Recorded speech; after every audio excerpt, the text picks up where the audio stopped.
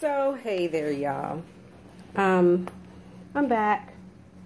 I normally drop little nuggets of information or my daily exploits or shit that comes to my mind randomly that I find interesting. Whether I'm traveling or on my farm or out with my kids, just my day-to-day life. And so I figured it was about time that I introduced myself, and I promised my girlfriend, y'all have to excuse me, I look a hot mess, but that's okay. I'm just going to keep it honest. And that's what this is. I promised my girlfriend that I would do better with making videos. Now, I am new to this. Little backstory, about 5 years ago, I asked my children to help me start a YouTube page. And they laughed at me and made fun like children do with their parents. And yeah, they were not okay with any of my ideas or helping me start one. So I baby stepped it and eventually managed to start this YouTube page. And it just kind of sat hanging in limbo all this time. I started another YouTube page just for my farm life because I fancy myself a farmer. I do a little bit more with that one, but this one, I'm evolving it. I've done all the needful things. I've joined a couple Black women that blog and YouTube and Instagram type groups, and I've gotten some inspiration, only to realize I am negligently deficient in anything I need to do this and make a go of it. But I'm committed, as you can tell by the jerky movements, I'm committed to making this happen. I found some amazing women on YouTube that are doing some amazing things. Some are light years ahead of me, and I can only hope to get to that point fairly quickly. I may take a slow bus, but I get there on time. So I've been taking inspiration from quite a few ladies who I will not embarrass by naming on this homespun video, but I just want to say thank you to all the wonderful women that have done what I'm trying to do. So, introduce myself. My name is Adrienne, and I go by Circa 45. That is the name of the company I am building and giving birth to. Present video excluded, cosmetics and accessories for cosmetics is what I'm aiming for, focusing in here in the States and in West Africa. West Africa is my heartbeat for several reasons that I won't get into now. But my heart breathes and beats and sings when I'm in Ghana. So focusing in on Ghana with this particular venture. I have my hands in a couple pots. I believe an idle mind is what my grandmother would call the devil's playground. I just say my mind in spare time is not a safe place to be. So I keep my hands in a lot of pots. I am working diligently on starting a mother-infant clinic in West Africa. I am patterning my farm here in the States so that I can work out all the kinks and get all of the challenges stateside out of the way, so I'll be better prepared when I go to West Africa for sustainable farming, for, you know, my life's mission. I'm a mom. I've got 3 amazing children. They are my strength, my courage, and my wisdom. I am working, if the universe is willing, on more children. People ask me why I would want to have more children when I'm almost done. Well, that offends the fuck out of me. Almost done parenting. Your job don't end when your kids turn 18. The fuck out of here with that. Yeah, no. Parenting is from their cradle to your grave. And it just evolves as your children evolve. And so for me, there's nothing I take more seriously and more passionately into heart than parenting. Everything I've done in my life, I've done because the love of a parent makes you do it. Whether it be the love of my parents for me or me for my children makes me do it. So I wake up every day and say, please, sir, can I have some more when it gets rough? And thank the universe when it's not so rough. So I've got 3 amazing children, and they're the reason I want to be a better person. They make me who I am. They tease me, and they drive me, and they encourage me, and they support me, and they protect me, and they argue with me, and they talk back, and they're respectful. And if I met my kids on the street and didn't know them, I would like my children. A lot of people say, oh, I love my kids, but not many of them can honestly say they like their children. I love the human beings that I have created and been honored to care for here on this little blue marble we call Earth. I've had some extraordinary people along the way help me grow as a parent and as a woman, and their influences have been immeasurable. Some of them are strangers on the street that I meet and have random conversations with, and some are people who I've built relationships with. Some of them are family members. And I draw on all of those wells of knowledge and strength to be a better person and better parent, because being a single mother by choice doesn't always mean you're doing it alone. You may not have chosen or been the beneficiary of a male counterpart in raising your children. But along life's journey, there are people put into your path that help build you and strengthen you. And I have been fortunate enough to have those people ebb and flow in and out of my children's in my life. And I'm going to be honest, I don't think that I would be the person or the parent I am, or have the children have evolved into what they are, if it hadn't been for some of those influences. One principal influence was, or is even, a gentleman by the name of Tracy, who I dated for 5 years or so, when my children were quite young, and he was instrumental in helping shape their minds with the right things. Now, long story short, maybe not the best relationship choice for me as a woman, but for me as a mother. And if I take my emotional self out of my logical self and look at it, and I have done that over the years, he was the best thing that the universe could have ever sent in the direction of my children when they didn't have a father or dad influence.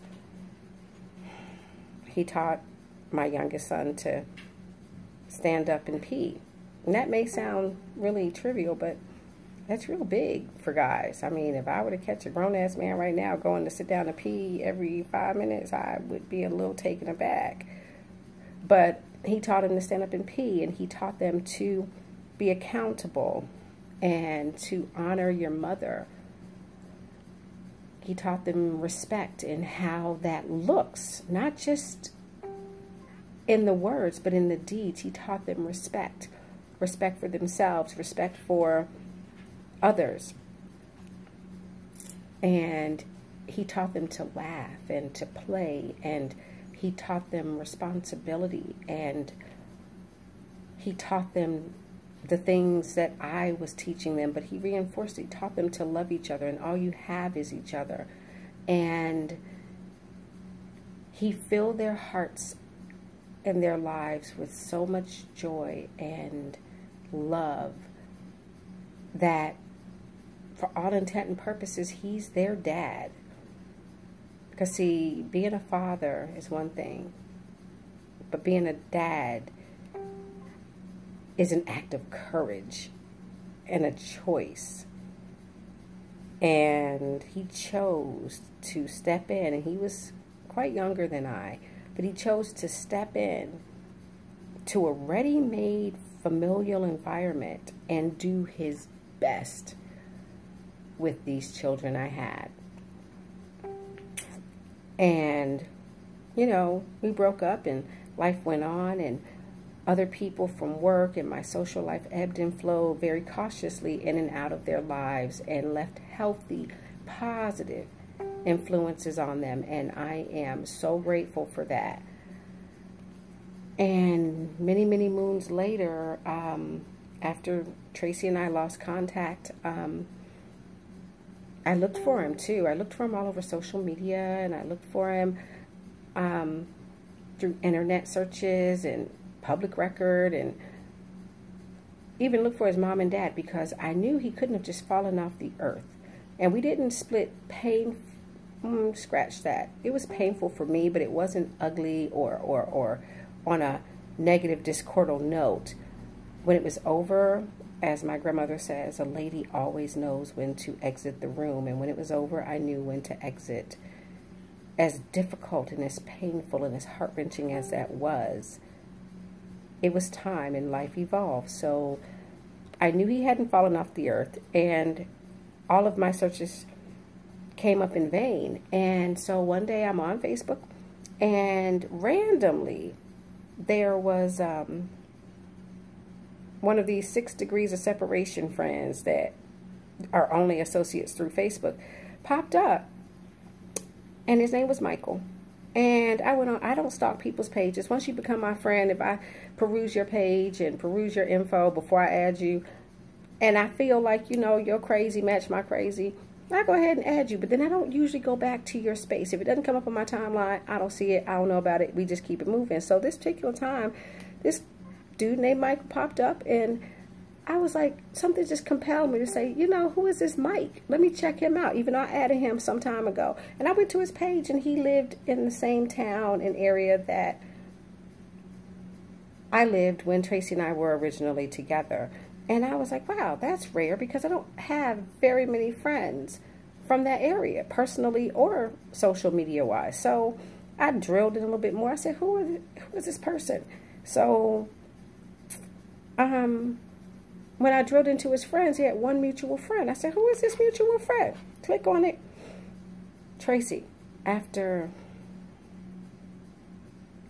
a decade or better of absence and not being able to find him, Tracy was there. And I scrolled through some of his public pictures and realized he was married happily. And I wasn't in it to be disruptive or cause any mess. I'm not that chick. And all I could think of was my children. There wasn't a year or a major life event that went by where my eldest didn't ask for him. Can you call Mr. Tracy and see if he'll come to this? Or can you call Mr. Tracy and see if he'll come to my graduation? Can you call Mr. Tracy and see if, you know.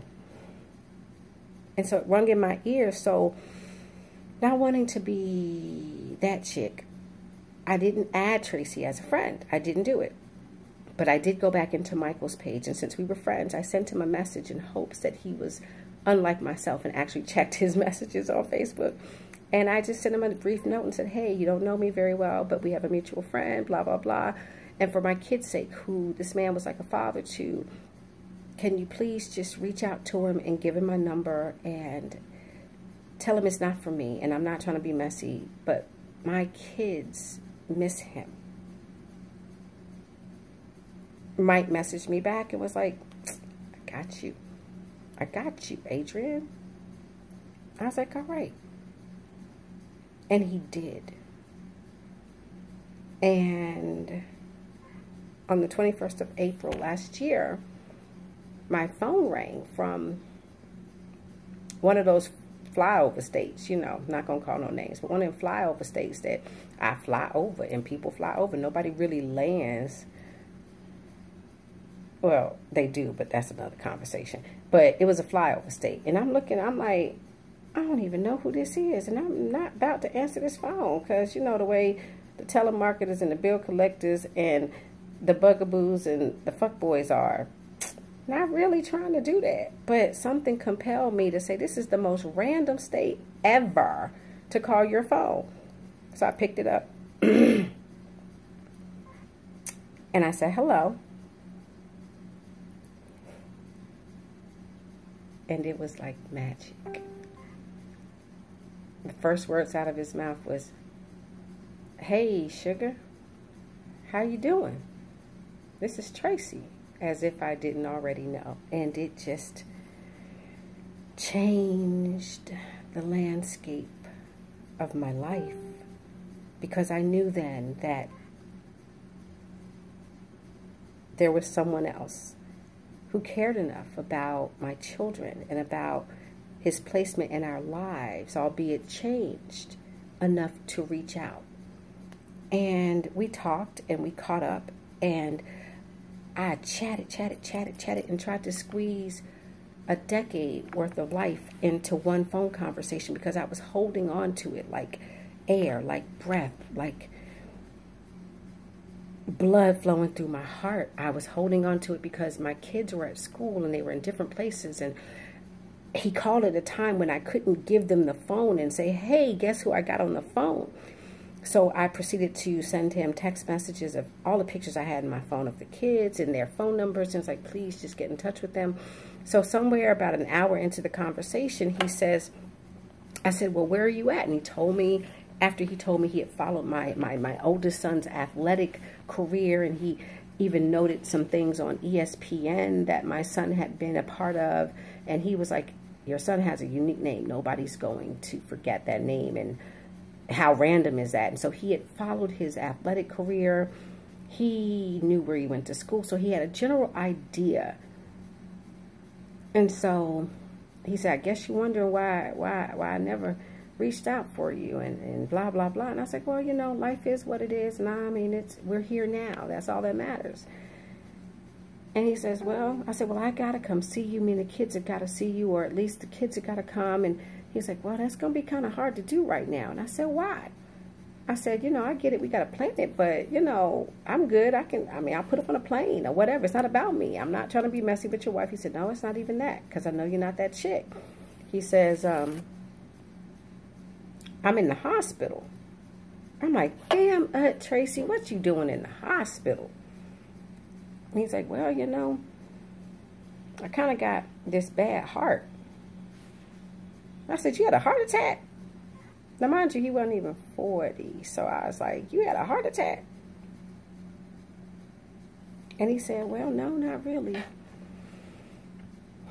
And then he proceeded to narrate a story to me that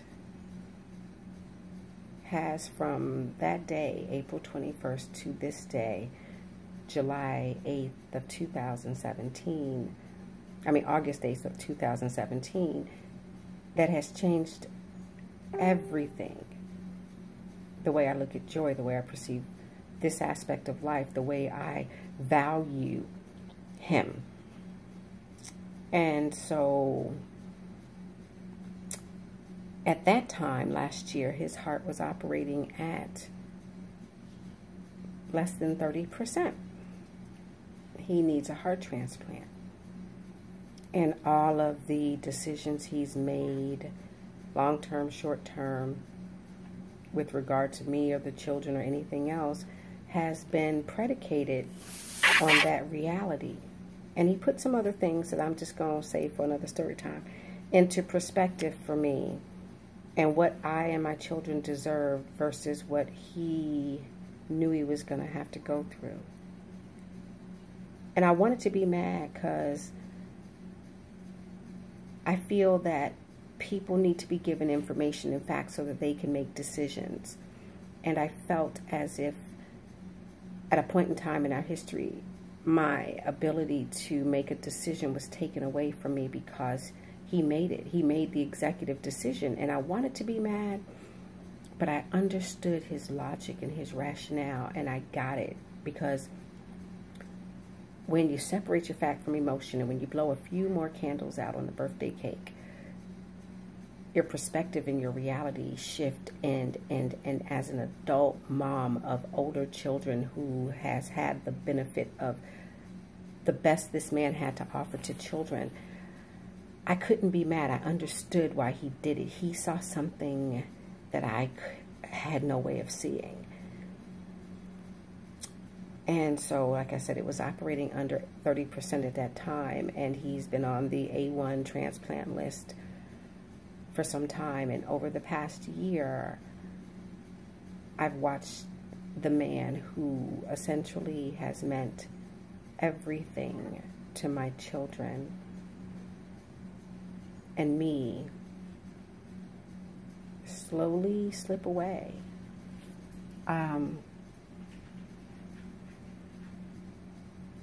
And every conversation we have, it's always, hey, sugar, hey, darling, how you doing? You all right? How my boys? Even to the point this past year, he's had the opportunity for me to call him bitching about his kids. Like, let me tell you what your boy done did. Let me tell you what your child done did. Let me tell you what your son done did.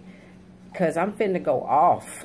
And he, like, bring it in now. Bring it in, Adrian. And, you know, he talks me through it. And then he's like, don't worry. I'm on it. I get it. He's just going through what boys go through at this age. He's going through what boys go through at that age. And he's like, I got this. I'll handle it. And even if it's just a text message or a message on Facebook to them, or you pick up the phone, and there are many, many times when he can't even breathe.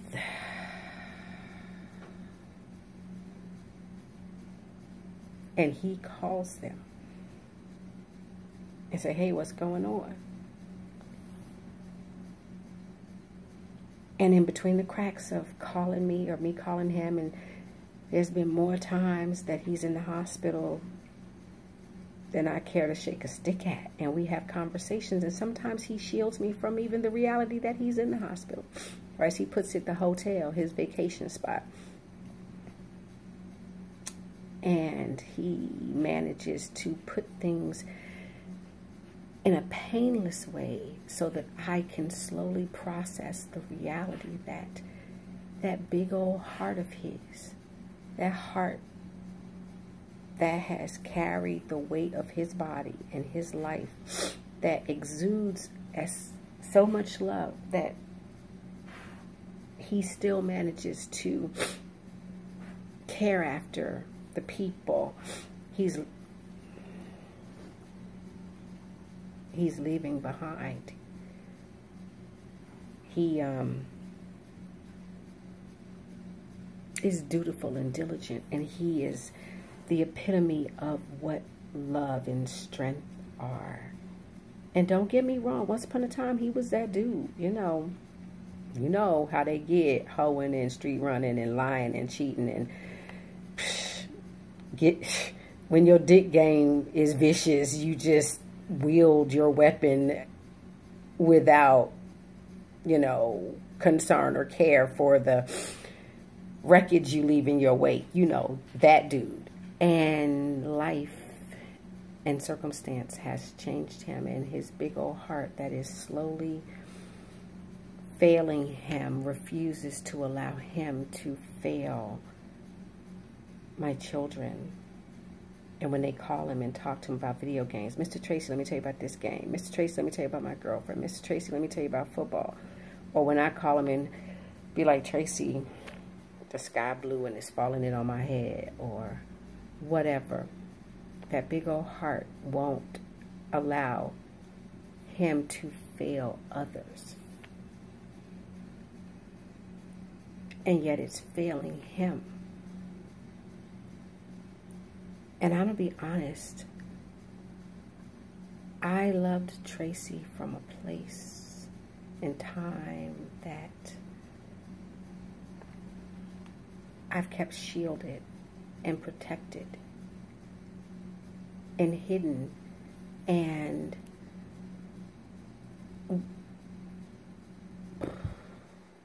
we've had an amazing opportunity to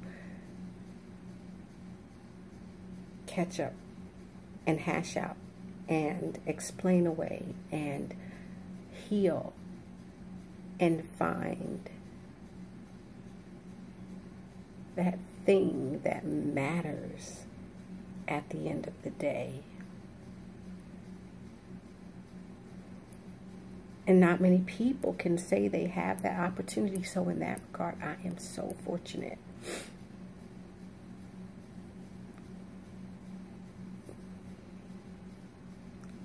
But the hardest part, the salt and the sugar, is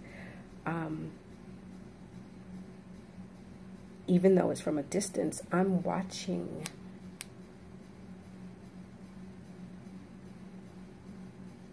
probably the most instrumental influencer in my life and in my children's lives. I'm watching him die. And I hear all the cliche about, you know, it's better to get to say goodbye and have closure. There's never closure. There is never closure. You can find a way to incorporate that pain and that reality into your day-to-day and not let it kill you, not let it overwhelm you, but there is never closure. And so even down to him arranging in his way for me to have a friend when he's not here for me anymore, when he can't reach out and touch my children anymore. The only children he ever had, my kids. That's a weight and a reality that there's never going to be closure from. You can appreciate it from the perspective that you're in. And to coin a quote from a movie, you can honor and pay attention to the collateral beauty.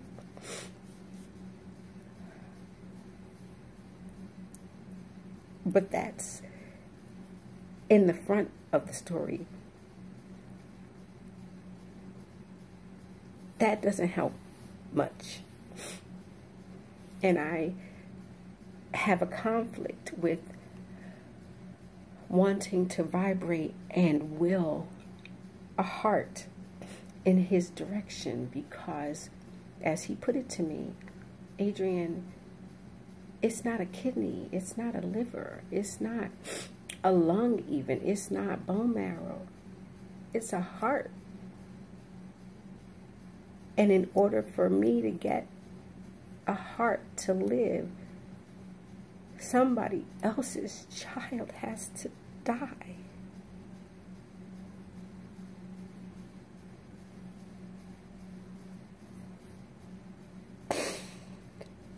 So I don't vibrate to bring a heart to him. I just vibrate to a space where I can be as resolved and accepting as he.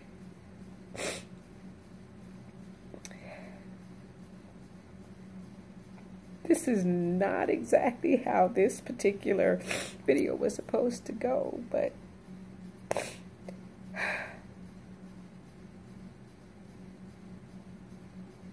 this is my life. This is part of it. This is one of the core driving motivations. Even yesterday, he said to me, "Sugar, it's going to be all right." I mean, I'm not a fashion expert and I don't know anything about makeup, but if anybody can get a cosmetics line going, you can do it, because you can communicate with anyone on any level. You can sell fire in hell and they don't need no more there. So I have faith in you that you'll do it and you'll be okay. And you got to promise me that that's what you're going to do. So he is, aside from my children, one of the most instrumental driving forces and motivators for me. And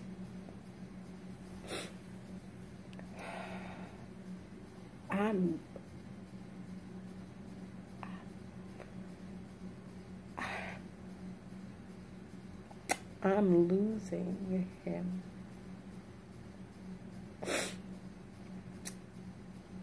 The keeper of my secrets and the person I never had to explain myself to, and that one man that was unconditionally accepting and loving to my children.